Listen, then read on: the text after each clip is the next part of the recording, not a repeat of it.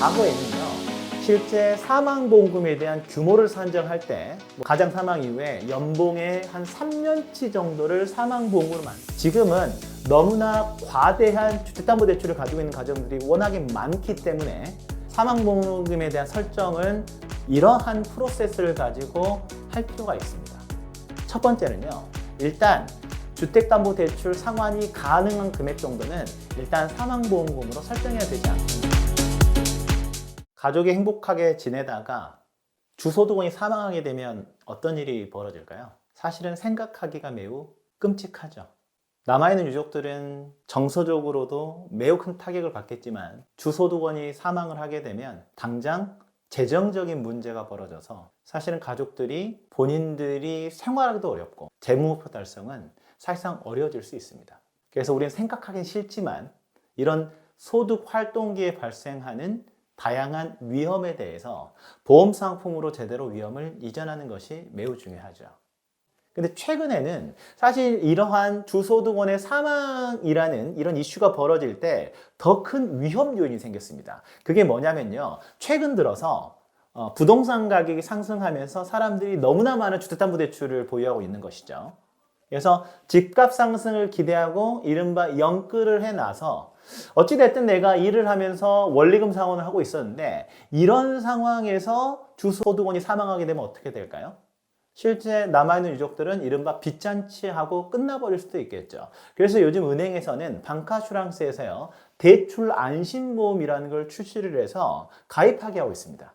혹시나 피보험자가 사망을 하게 되면 일단 대출부터 갚을 수 있게끔 만들어주는 이런 보험 상품이에요. 자, 이런 보험 상품이 왜 출시가 돼서 인기가 있느냐, 이런 것처럼 너무나 많은 사람들이 과한 주택담보대출을 보유하고 있기 때문에 이런 보험 상품들도 출시가 되는 것이죠.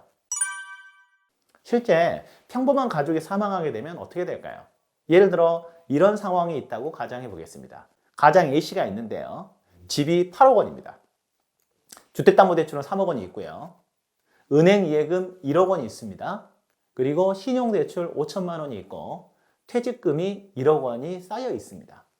그리고 연봉은 8천만 원 수준이어서 월 세후소득이 560만 원인 이런 가정이 있다라고 생각해 보겠습니다. 우리나라 평균적인 중산층보다는 상당히 상황이 좀 괜찮은 이런 상황으로 보여지죠. 어찌됐든 집 가격 중에서 대출을 빼더라도 5억 원이라는 돈이 있는 것이고, 그리고 예금과 퇴직금을 포함하게 되면 신용대출 5천만 원을 상환하더라도 1억 5천만 원이라는 이제 금융자산이 현재 있으니까요. 그런데 이러한 상황에서 가장이 만약에 사망하게 된다면 이런 일들이 벌어지게 됩니다. 일단은 가장이 사망했습니다. 이렇게 되면요, 일단 그 부동산에 대한 명의가 가장이었을 가능성이 높기 때문에 아내분께서 예를 들어서 그 부동산을 취득을 해야 됩니다. 그러면 실제 가장 사망에 따라서 부동산 취득과 관련된 비용이 들어가게 되는 것이죠. 부동산 취득세의 경우에는요, 일반적인 경우에는 3.3%고 1가구 1주택자의 경우에는 0.8%입니다. 그래서 만약에 이분이 1가구 1주택자다, 시세가 8억 원이다, 그러면 취득세를 422만 원을 내야 되는데, 만약에 1가구 2주택자였고 시세가 15억 원이었다, 이렇게 되면 취득세만 2,400만 원이 넘는 돈을 내야 됩니다. 그리고 부채에 따른 이자 비용은 아직까지 남아있는 것이죠. 실제 피상속인이 이제 사망한 다음에 남아있는 부채에 대한 이자 비용은 유족들이 온전히 부담을 해야 됩니다. 주택담보대출이 3억 원이 있고 잔여 기간이 20년이고 대출 이자율이 3.5%다. 그럼 여기에 대한 이자 비용이 이제 꾸준하게 나가게 되는 것이죠. 그리고 월 현금 흐름에 대한 문제가 발생합니다. 주소득원이 사망하게 되면 당장 세후소득 560만 원이 없어져 버리는 거죠. 그렇죠? 만약에 이렇게 되면 이 세후소득 560만 원이란 돈은요, 기회비용이 얼마나 되느냐, 이자율 3% 예금을 했다라고 가정했을 때 26억 5천만 원을 예금을 해놔야 발생하는 이런 이자 소득으로 볼 수가 있습니다. 이게 이제 끊겨버리게 되면 상당히 이제 문제가 좀 되겠죠. 그리고 재무목표 달성이 좀 불가능한 이런 문제가 벌어질 겁니다. 부채를 상환하고 자녀를 교육시키고 배우자의 노후 자금을 만들고 자녀 독립 자금을 만드는 이러한 유족들의 재무목표 달성 자체가 불가능해질 수가 있기 때문에 여기에 대한 부분들을 우리가 위험을 분석하고 보험 상품으로 위험을 해지시켜 줄 필요가 있겠죠.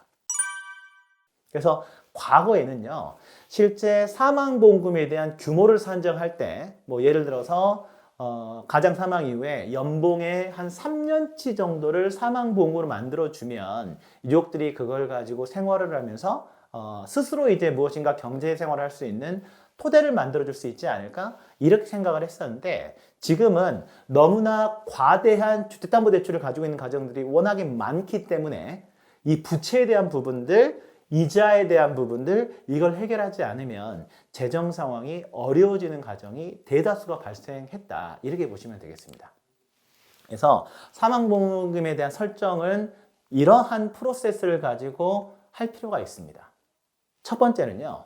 일단 주택담보대출을 살펴보시고 주택담보대출 상환이 가능한 금액 정도는 일단 사망보험금으로 설정해야 되지 않겠냐.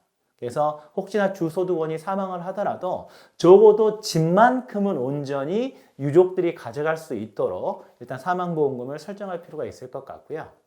근데 이게 마무리가 되는데도 좀 현금 흐름에 대한 여력이 좀 있다. 이런 가정 같은 경우는 주택담보대출 외에 다른 이제 신용대출을 포함한 부채 상환이 가능한 금액 여기까지는 좀 사망보험을 설정을 하게 되면 적어도 부채만큼은 유족들에게 이전되지 않도록 만들어줄 수 있을 겁니다. 그런데 실제 부채를 없앴다 하더라도 기본적으로 유족들이 생활은 해야 되지 않겠습니까? 그래서 만약에 좀 여력이 조금 더 있다 이런 가정 같은 경우는 부채 상환 외에 일정 기간 대표적으로 유족들이 3년 내지 5년 정도 생활할 수 있는 그런 금액들을 책정하는 것이 일반적인데요. 그런 기간 동안 유족들의 생활비를 지원할 수 있는 금액 이 정도는 좀 이제 사망보험을 설정하면 좀 좋을 것 같고요. 더 나아가서 실제 부채 상환이 되고 생활비 지원까지 이제 일부 됐다면 실제 재무 목표의 일부까지 달성할 수 있다면 조금 더 완벽해지겠죠. 예를 들어서 남아있는 자녀들이 그 대학 교육만큼은 우리 교육을 받을 수 있는 이런 금액을 사망보험을 설정을 한다면 기본적으로 주소득원이 사망하더라도 남은 유족들이 재정적으로 어려움을 겪지 않는 이런 부분들이 되지 않을까라고 좀 생각이 좀 듭니다. 사실은 가장이 이런 것까지 생각해야 되느냐라고 생각하실 수 있겠지만요. 또 가족을 끝까지 책임질 수 있는 이러한 상황이 어떻게 보면 현재를 살아가는 가장들에게도요. 좀 어떻게 보면 자부심을 줄 수 있는 그런 부분이지 않을까라고 생각이 듭니다. 한번 본인의 재정 상황을 고려해 보시고요. 사망보험을 설정하실 때 도움이 되셨으면 좋겠습니다. 감사합니다.